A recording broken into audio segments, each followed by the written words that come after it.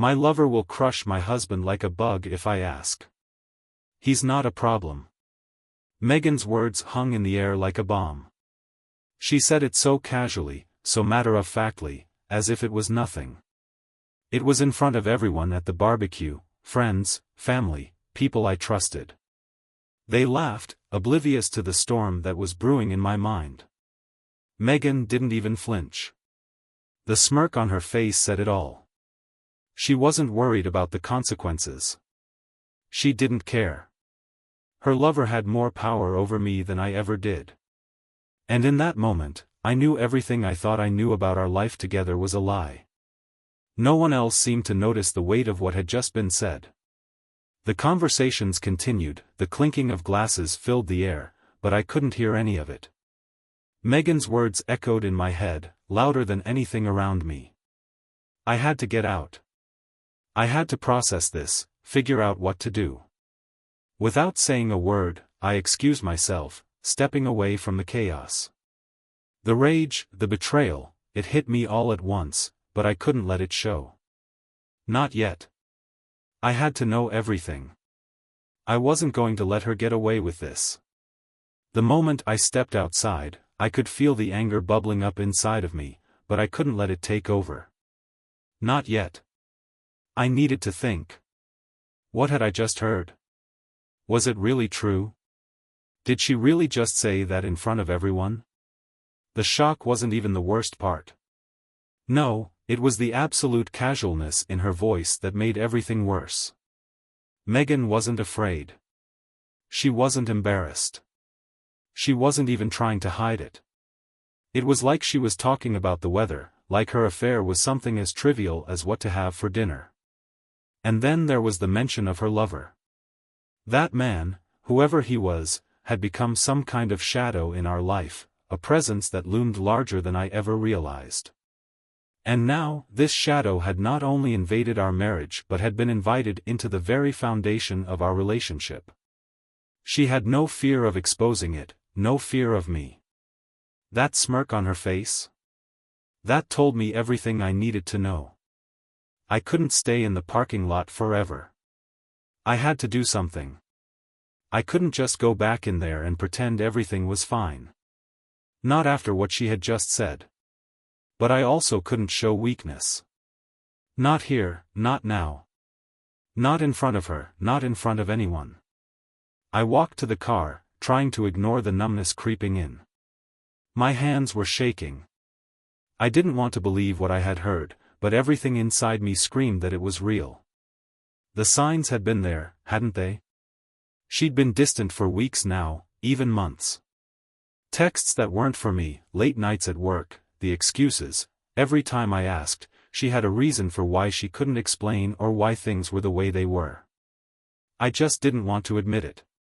I didn't want to believe that the woman I had spent the last few years with, the woman I had built my life with, could do this. But now, standing here, outside of the barbecue, I couldn't ignore it any longer. It was in the open, and there was no pretending anymore. I had to know the truth. I had to figure out who this man was, what they were doing, and what I was going to do next. I called a private investigator. I needed someone who could find answers, who could track her, find out where she was going, who she was with, and what they were doing. I needed to know the full scope of this betrayal before I could even think about confronting her. I couldn't just approach her without knowing the whole story. The investigator promised to get back to me soon. It was the only thing I could do at that moment. There was a feeling of helplessness that crept in, a feeling that nothing would ever be the same again. But I pushed it aside. I wasn't ready to deal with that yet. Not until I had all the facts. The next few days were torturous. Megan was acting like nothing had happened. She went on about her day as usual, almost as if I hadn't overheard what she said at the barbecue. Her behavior was infuriating. I watched her go through the motions, pretending everything was fine, while I was drowning in the truth she had so carelessly exposed.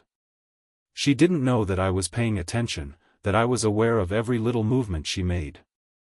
I started noticing the small things, things I had missed before. She'd been checking her phone more often, keeping it locked, always away from me.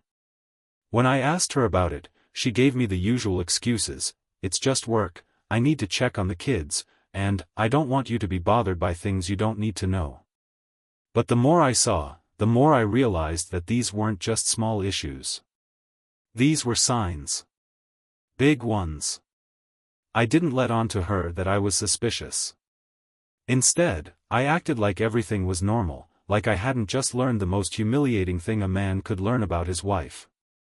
Every time she smiled at me, every time she gave me that fake affection, it felt like a knife twisting in my gut. How could she look at me that way? How could she act like everything was fine when I knew the truth?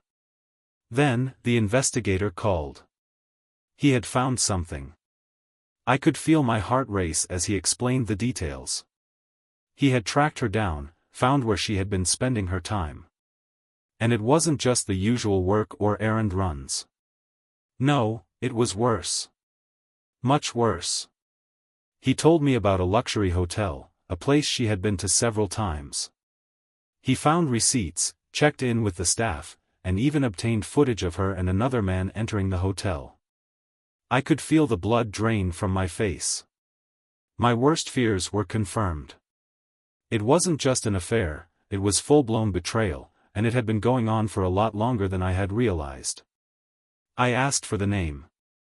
I needed to know who this man was. I couldn't let this go on any longer. It wasn't just the affair that angered me, it was the sheer disrespect.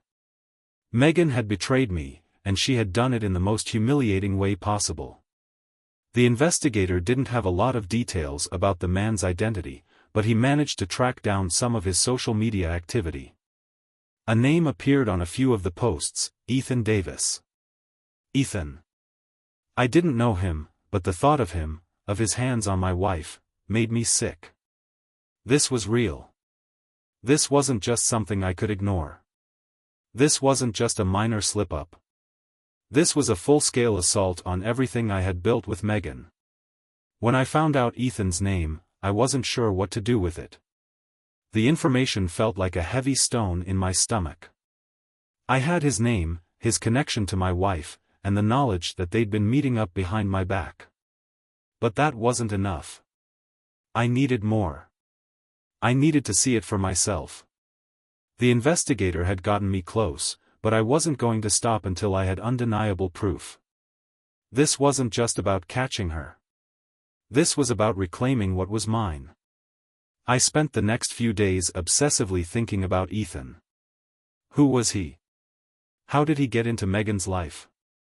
Why did he think it was okay to treat me like this? What kind of man could come into someone else's marriage without any guilt, knowing full well the damage they were causing? Megan still had no idea I was onto her. She continued her usual routines, spending more time on her phone, getting ready earlier in the mornings, and giving me less attention. The little things were starting to add up. But she hadn't suspected a thing. She didn't know that I was no longer the oblivious husband, the man she could manipulate into believing everything was fine. The tables were turning, and it was time for me to put my plan into action. The investigator had provided me with enough clues to track Ethan down. I found his social media profiles, nothing overly revealing, but there were hints. Pictures of him at the same hotel, tagged with time stamps that lined up with Megan's visits. It wasn't just an affair, it was a full-blown relationship. My stomach twisted when I saw the photos of them together. Megan had never mentioned him. Not once. She had kept it all hidden, even from her closest friends and family. And here I was, seeing them laughing, touching, sharing moments I should have been part of. I was filled with rage, but there was a coldness in me too. A sense of control. I wasn't going to let this destroy me. I was going to take action, make her understand the consequences of her actions. It was time to confront her, but not yet. I needed to be smart. I needed to show her that I was in control now. That night, Megan came home late, her face flushed with the excuse of a work meeting. She looked at me like nothing had changed, like we weren't standing on the edge of an abyss. It was hard to hold back the fury I felt, but I did. I smiled, asked about her day, and pretended everything was normal. I couldn't let her see how much I was struggling. How much her lies were destroying me. I had to be patient. She didn't know the storm was coming. She didn't know that I had already gathered everything I needed to tear down her world. The next day, I called a lawyer. I couldn't just confront her without knowing where I stood legally. If I was going to make her pay for this, I needed to be prepared. We talked about the details, about the evidence I had gathered, about what I wanted to do. It wasn't just about the affair anymore, it was about the complete disrespect Megan had shown me. I wasn't going to let her get away with this without facing the consequences. The lawyer advised me to take my time, to gather more evidence if I could. But honestly, I was already done waiting. I had everything I needed. Megan had crossed a line, and now it was time for her to face the music. Later that day, I found myself at the hotel where Megan had been meeting Ethan. I didn't plan on making a scene, no, I wasn't that kind of person, but I needed to see them for myself. I needed to know that it wasn't some mistake. That this wasn't something I could forgive. I walked into the lobby, my heart racing as I tried to keep my cool. I had to be calm. I had to be controlled. No matter what I saw. As soon as I stepped into the elevator, I saw them. Megan. Ethan. Laughing, holding hands, and talking like the world was theirs. They didn't even notice me. They were so lost in their own world that they didn't see me watching them from just a few feet away. My blood boiled, but I kept it in check. I couldn't let them see my anger, not yet. But what I saw confirmed everything I needed to know. This wasn't a one-time mistake. This wasn't just a slip-up. This was a full-fledged affair. And Megan had been hiding it from me, lying to my face for months. I stood there for a moment, just watching them. They were so wrapped up in their own little world that they didn't even know they were being watched. And that's when it hit me, she had done this to me because she didn't think I would ever find out. She thought she could keep this secret and keep everything else in her life the same. She thought I would just blindly trust her, never suspect a thing. But I wasn't blind anymore. I was awake. And now, I had the power. I waited for them to leave before I made my way out. I had what I needed. The proof was undeniable. That night, I sat in the quiet of our home, waiting for Megan to come back. I could feel the tension building, but I knew what I had to do. The confrontation was coming. And when it did, nothing would be the same again. The evening dragged on in a haze. I sat in the dim light of the living room, every inch of me consumed with the thoughts of what I had just seen. Megan had come home late again, just like all the other nights. She had that same innocent smile on her face, as if nothing had changed. But I could see it now, every little movement, every glance, every word felt like a lie. I wanted to scream at her, demand answers right then and there, but I couldn't afford to make a rash decision. I had already waited too long. Megan walked into the kitchen, acting as if everything was normal. She didn't know I had followed her to the hotel, that I had seen her and Ethan together. She didn't know that I was no longer the oblivious husband, blindly trusting her every word. I had seen everything. And now, it was time to make my move. She made small talk as she poured herself a glass of wine, her back to me. It was the same thing every night, chit-chat about her day, meaningless details that I used to engage with without a second thought. But now, every word she said felt like a jab in the gut. It was hard to even listen to her. How could she speak to me like this, after what she had done? I watched her for a few minutes, my mind racing. This was it. The moment I had been waiting for. The moment when everything would come crashing down. I had gathered the evidence, the truth.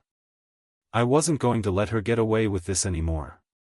"Is everything all right?" she asked, breaking the silence as she turned to look at me. Her voice was too calm, too practiced. She had no idea I was already done with the lies. I didn't say anything. I just looked at her. My eyes locked onto hers, and for a brief moment, she seemed to hesitate. But then the mask went back on, and she was the same Megan I had known before, the same woman who had destroyed everything with a few careless words. I stood up, walking toward her. I didn't know what I was going to say yet. I didn't have the words prepared, didn't have a script to follow. But there was no going back. "Megan," I said, my voice steady, even though every part of me was screaming. "I know about Ethan." Her face dropped, her eyes widening for just a split second before she quickly regained her composure. "What are you talking about?" she asked, her voice suddenly high-pitched, forced. She was trying to play the victim, trying to make it seem like I was the one who was crazy. "You think I'm stupid?" I shot back, not giving her an inch. "You think I didn't see you at that hotel with him?" Her breath caught, and for a second, she was silent. Then she started to laugh. It was the kind of laugh that made my blood boil. "Really?" she said, the laughter still laced with disbelief. "You've been spying on me now? That's how low you've sunk?" I gritted my teeth. "I don't need to spy. You did all the work for me, Megan. You've been so careless, and now you're acting like it's nothing?" Her face twisted in anger, and she took a step toward me, as if she was ready to lash out. "You don't understand," she said, her voice thick with venom. "You never did. You never gave me what I needed. I had to look elsewhere. Ethan gave me everything you couldn't." Her words cut deeper than I expected. They hit me like a slap to the face.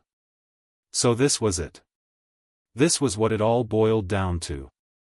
I hadn't been good enough for her, so she had gone to someone else.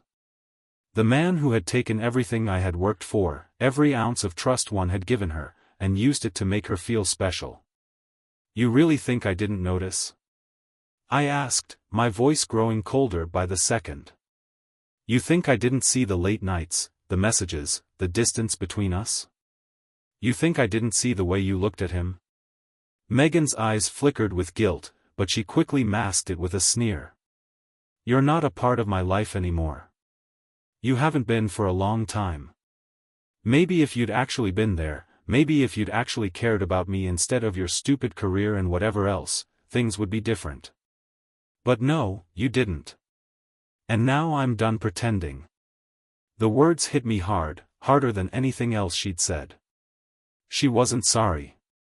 She didn't regret a single thing. She was done with me, and in that moment, I realized how little I meant to her. The woman I had been building my life with, the one I had trusted with everything, had been lying to my face for months, maybe even years. And for what? Because I hadn't been enough? I felt a strange calmness wash over me. Anger, pain, betrayal, they all started to fade into a dull, overwhelming numbness. I had my answers now. I knew exactly what I had to do. There was no more room for excuses, no more pretending. "I'm done, Megan," I said quietly, looking her straight in the eye. "I'm done with this marriage. I'm done with you." Her face twisted in fury, but I didn't care. I had no sympathy left for her. I had given everything, and she had taken it without hesitation. Now, it was my turn. "You'll regret this," she spat, her voice filled with venom. I didn't even flinch. "I doubt it. Because I'll be better off without you. And you'll have to live with the consequences of your choices." I turned and walked out of the room, not looking back. She didn't follow me. She didn't try to stop me. I knew it was over. And deep down, I knew that this was the best decision I had ever made. Megan didn't try to stop me when I walked out, just like I expected.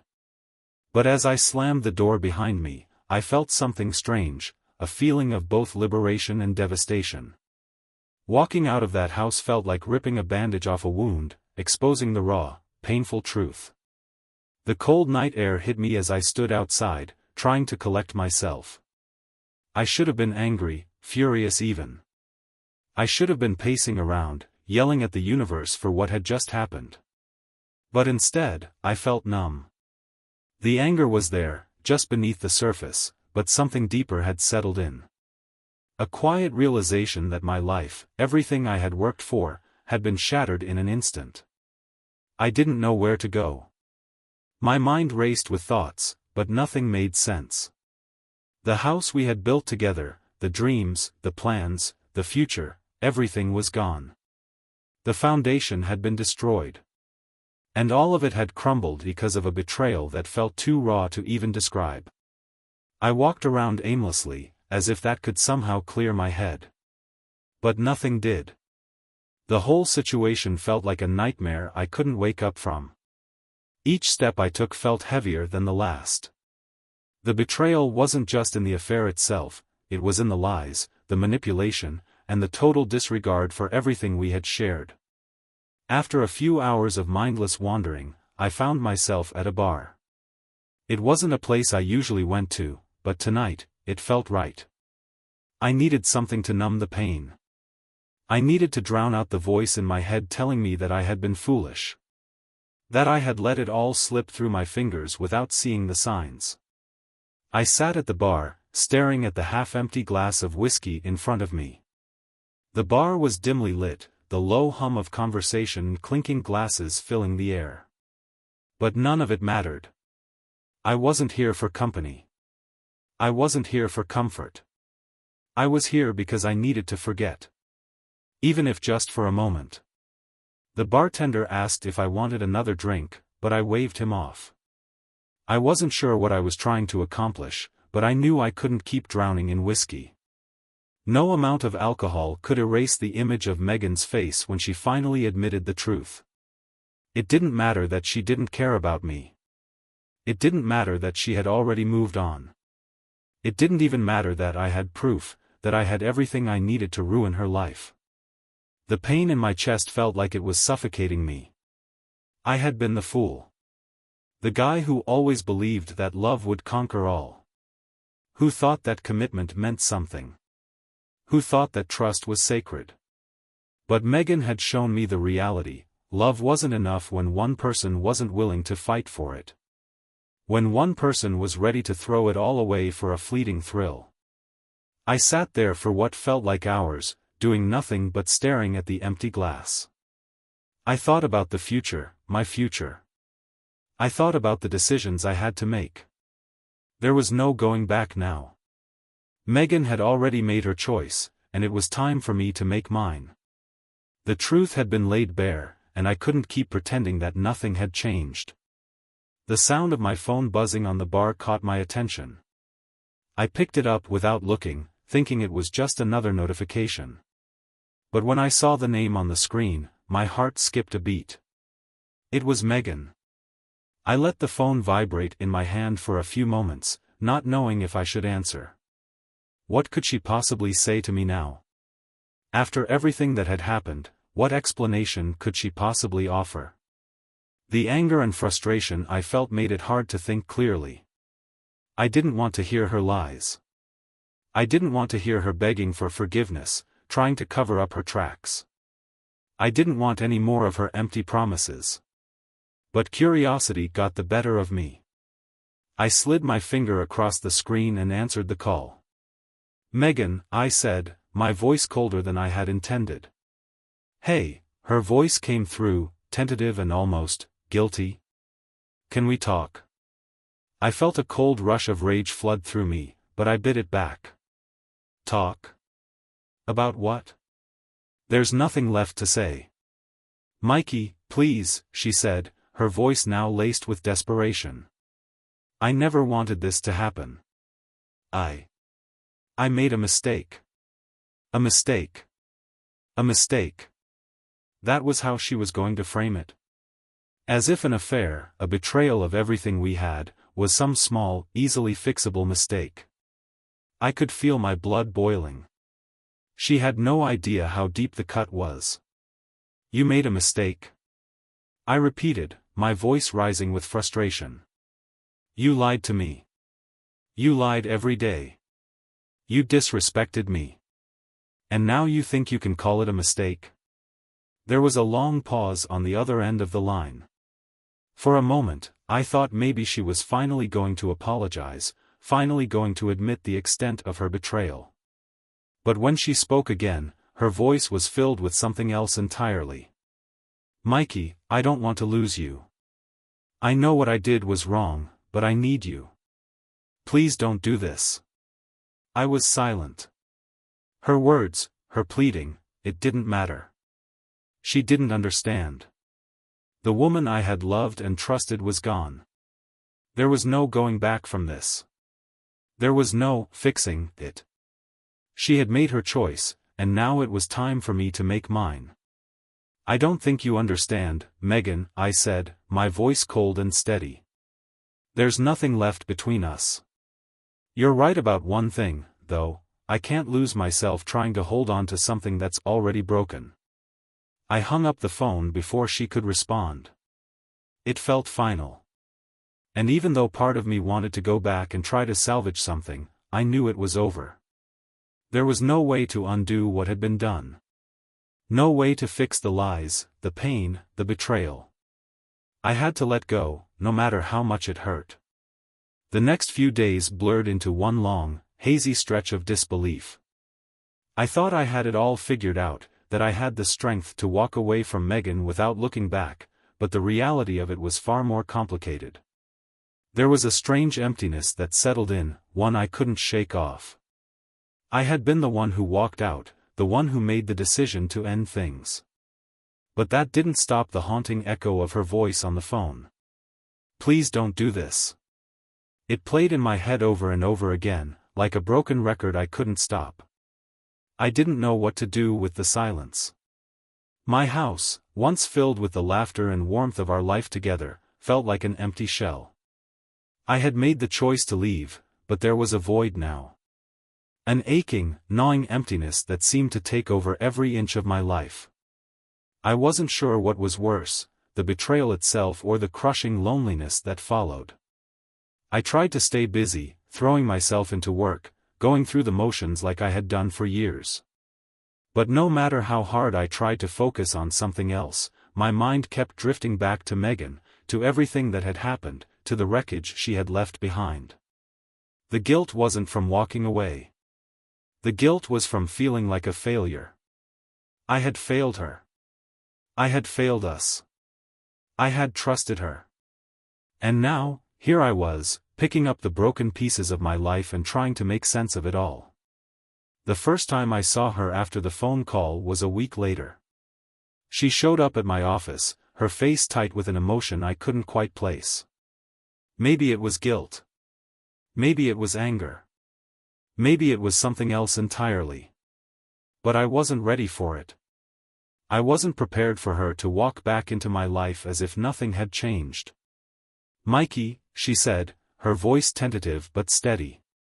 We need to talk. I could feel the weight of her words. Talk? After everything? Was there anything left to say? What could she possibly say now that would change what had already been done? She had made her choice. She had thrown it all away for a brief affair, a fling with some man who didn't care about her. What could she say to me that could possibly make any of it right? I stood there in silence, staring at her, trying to steady myself. Megan, we don't need to do this. There's nothing left to say. I know what I did was wrong, she said, stepping closer. Her eyes were soft now, no longer the cold, calculating woman I had seen in the hotel.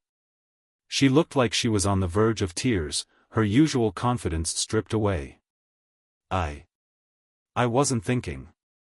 I don't know what came over me. Her words hit me harder than I had anticipated. It was like a sudden wave of pity crashing over me, a feeling I didn't want to have. But I couldn't help it. I looked at her, really looked at her for the first time in weeks. She wasn't the same woman I had married. She had changed. She had become someone I didn't recognize, someone I didn't even like. And yet, here she was, pleading with me, asking for forgiveness. Do you think it's that simple? I said, my voice quieter now, calmer. Do you think you can just say you're sorry and everything will magically be fine? Because it's not.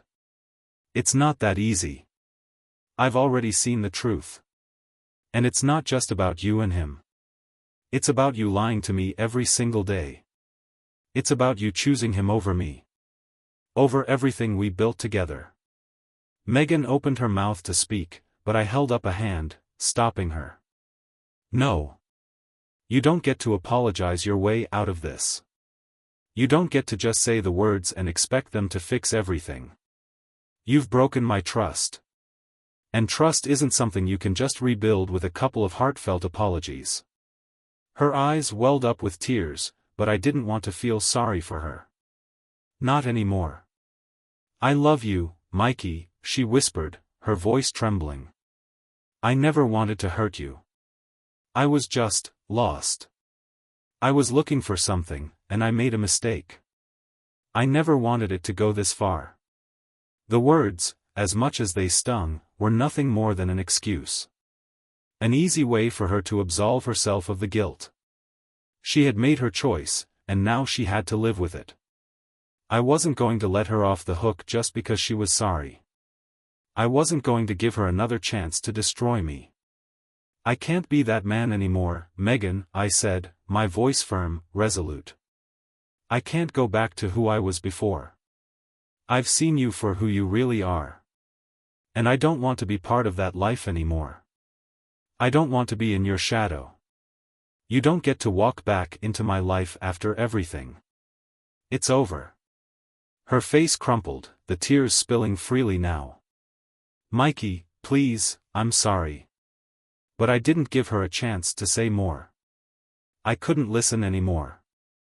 I didn't care about her apologies. I didn't care about her excuses. I cared about one thing, my own future.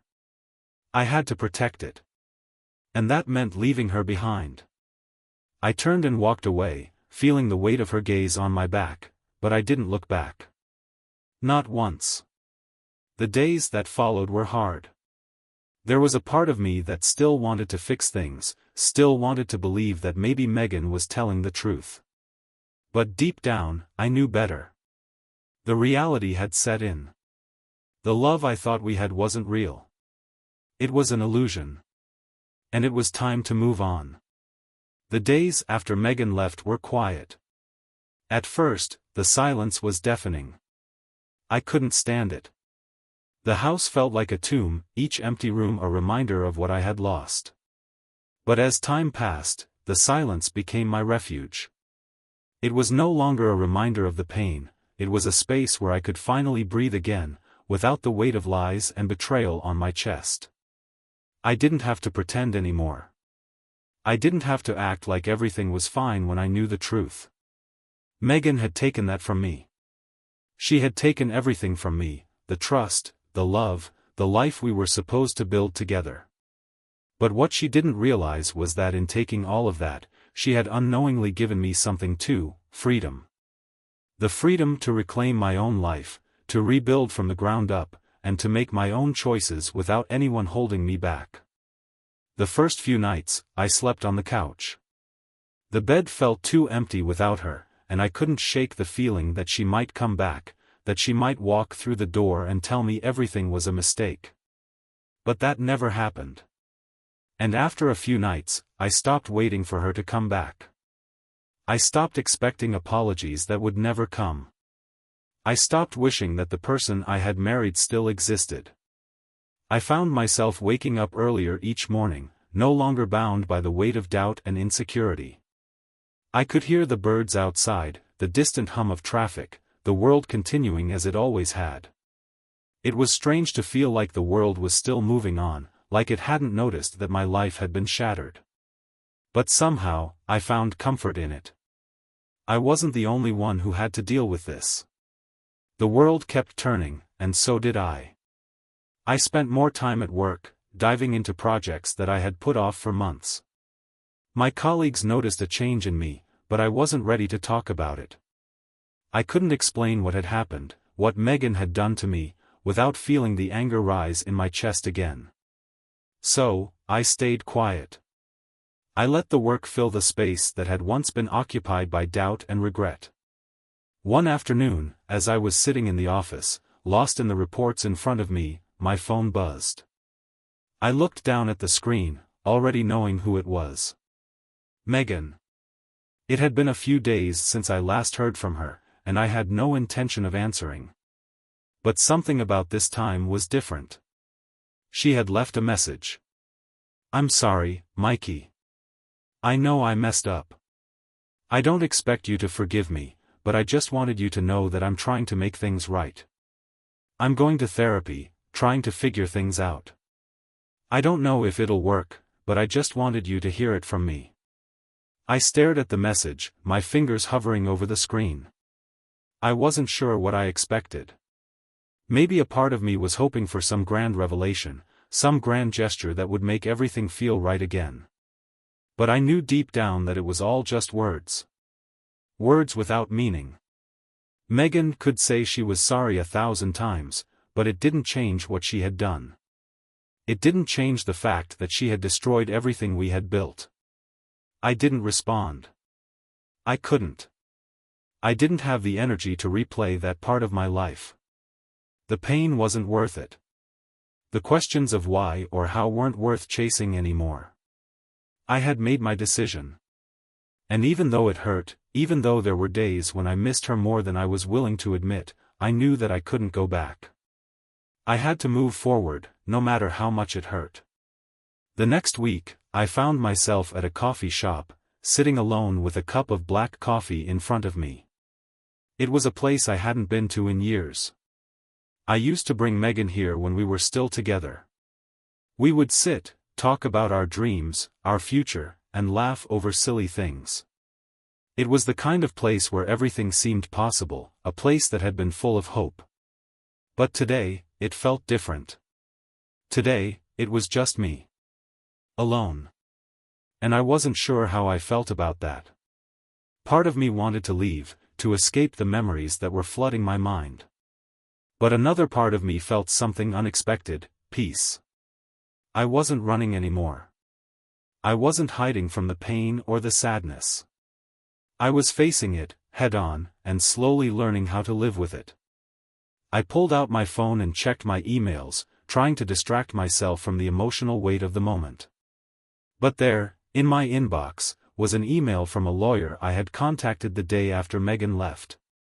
It was time. Time to finalize everything. Time to make the split official.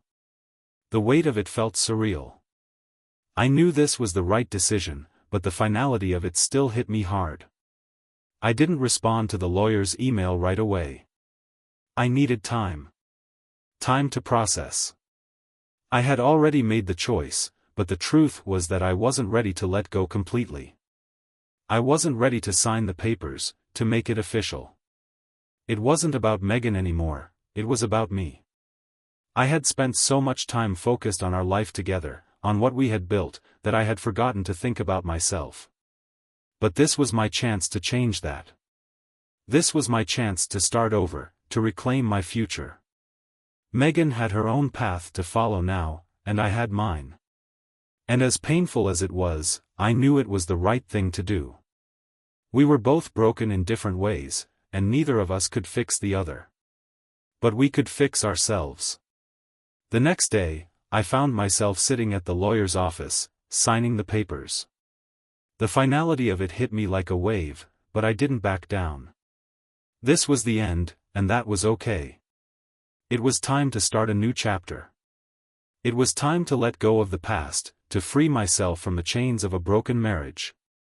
The days began to stretch into weeks, and as the time passed, I could feel myself slowly changing. There were still moments when the pain crept in, like a shadow, and I would catch myself wondering what could have been. I could almost hear Megan's voice, feel the touch of her hand, and the laughter we once shared. But those moments became less frequent, less powerful. I was learning to let go, piece by piece.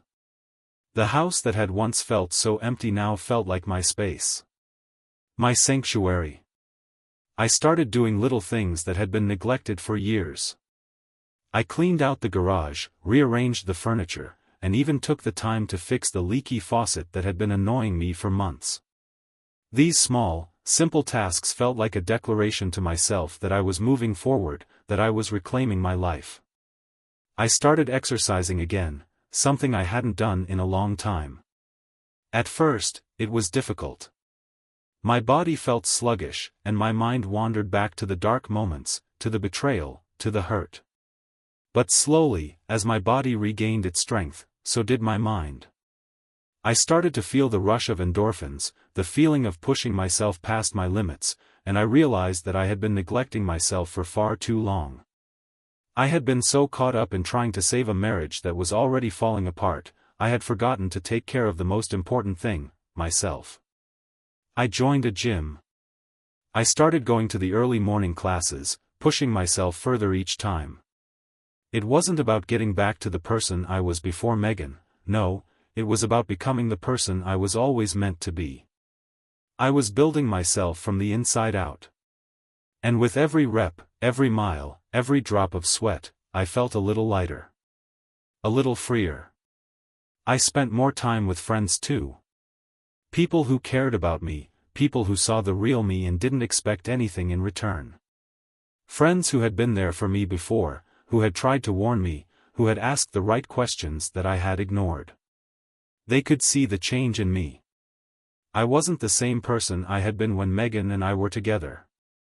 I was stronger now, more focused, more determined to live my life for me, not for anyone else. The weekends became my time to recharge, to focus on things that brought me joy. I started picking up hobbies I had forgotten about. I took up painting again, something I had always loved as a child but had abandoned over the years. The canvas became my refuge, a place where I could pour all the emotions I couldn't express into color and form. There was something therapeutic about watching a blank canvas transform into something beautiful. It felt like a metaphor for my own life, a blank slate, waiting to be filled with new experiences, new memories, and new beginnings. One Saturday afternoon, while I was at the local park, I ran into someone I hadn't seen in years. Julia. We used to work together at a marketing agency, and after a few brief chats at work, we had become friends. But time, as it often does, had pulled us in different directions. She looked just as I remembered, but something about her was different. Her eyes were warm, and her smile had that genuine spark that I hadn't seen in so long. We talked for hours. We caught up on the usual small talk, what we had been doing, where life had taken us, what had changed. She could tell something was different about me, though. There was an intensity in my eyes, a new sense of purpose that wasn't there before. And, as the conversation naturally shifted, she asked what had been going on in my life. I hesitated for a moment. There was a part of me that wanted to tell her everything, to open up about the heartbreak, the betrayal, and the emotional roller coaster I had been on. But I realized that I didn't need to. Not anymore. I wasn't defined by my past. I didn't need to carry that weight around anymore. I went through a rough patch, I said simply, shrugging. But I'm in a better place now. A much better place. Julia smiled knowingly, as if she understood exactly what I meant. She didn't press me for more details, which I appreciated. Instead, we talked about the future. We shared our dreams and aspirations, and for the first time in a long while, I felt the excitement of possibility. As the sun began to set, I walked home with a sense of peace.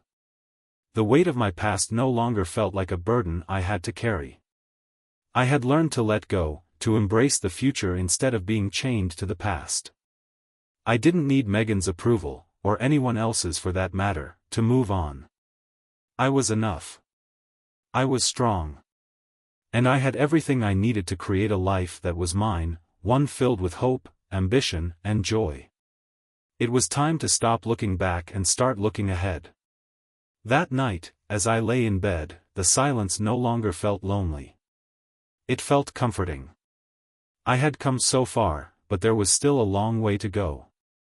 There would be days when the pain would return, when memories would resurface, and when I would question everything. But I knew now that I was stronger than my past. I was capable of more than I had ever imagined. And in that moment, as I closed my eyes and drifted off to sleep, I felt something I hadn't felt in a long time: hope. The days became weeks, and the weeks turned into months. With each passing day, I could feel myself shedding the remnants of my past, of everything that had been, and stepping further into the person I was becoming. I still had moments of doubt, of course. There were nights when I would lie awake, staring at the ceiling, and the weight of the past would come creeping in. But those nights were becoming less frequent. I was learning how to live with the pain, how to keep moving forward despite it. One thing I had learned over the past several months was that healing wasn't a linear process. It wasn't a straight path that led from one end to the other. It was messy. It was filled with setbacks, detours, and unexpected moments of clarity. But every time I faced a setback, I found my strength in the fact that I could keep going. I could keep pushing forward. One of the hardest things to adjust to was the loneliness. There was a part of me that missed the companionship, the quiet moments with Megan, even if those moments were often filled with tension or doubt. But I realized that what I had been missing wasn't her, it was the idea of what we had once had. I missed the version of myself that had believed in us, that had trusted in our love. But that version of me no longer existed. And that was okay. I had learned to appreciate the quiet. It wasn't a void anymore, it was a space I could fill with things that made me happy, with things that were just for me. I had spent so much of my life trying to please someone else, to make someone else happy, that I had forgotten about myself. Now, I was reclaiming my time, my peace, my happiness. I was learning how to be whole again, even if it meant being alone. I continued to focus on my work, but it wasn't the same kind of mindless focus that I had used to bury the pain. No, this was different. I was excited about my career again. I had found new passion in the projects I was working on. I was learning new things, pushing myself in ways I hadn't in years. I was driven, not by the need to distract myself, but by the knowledge that I was building something for myself, something that no one else could take from me. And then there was Julia. We had stayed in touch after that afternoon at the park. At first, it was just casual messages, but over time, I found myself looking forward to hearing from her.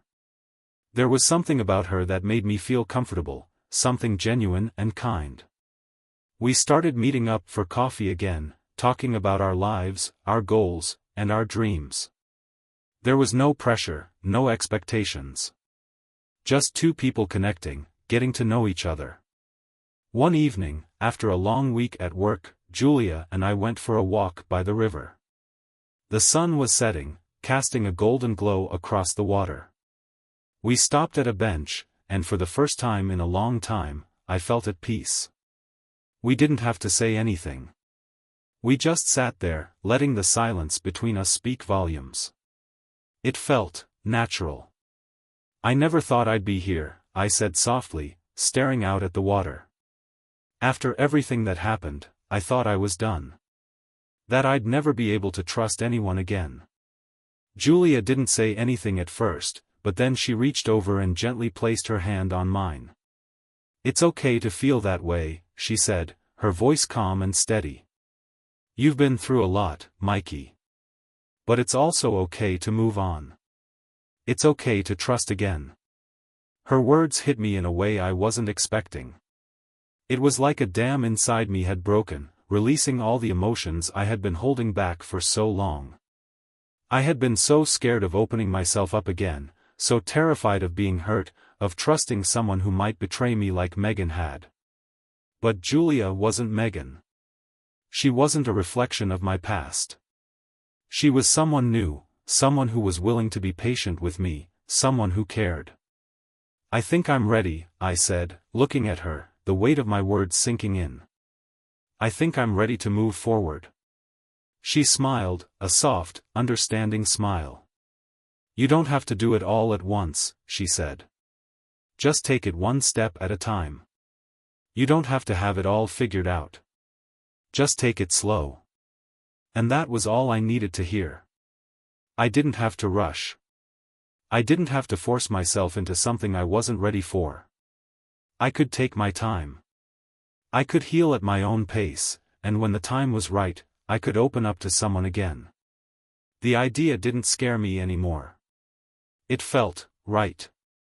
As the evening wore on, we walked along the river, talking about everything and nothing at all. And for the first time in a long time, I felt hopeful. The world didn't feel so heavy anymore. There were still moments of sadness, moments when I thought about what I had lost. But I had gained something, too. I had gained a new sense of self, a new understanding of who I was and what I wanted. I was no longer the person I had been when I was with Megan. I was someone new. Someone stronger.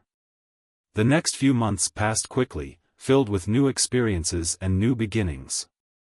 I continued to build my career, to nurture the relationships I had with friends and family, and to spend more time with Julia. We took things slow, enjoying each moment without rushing ahead.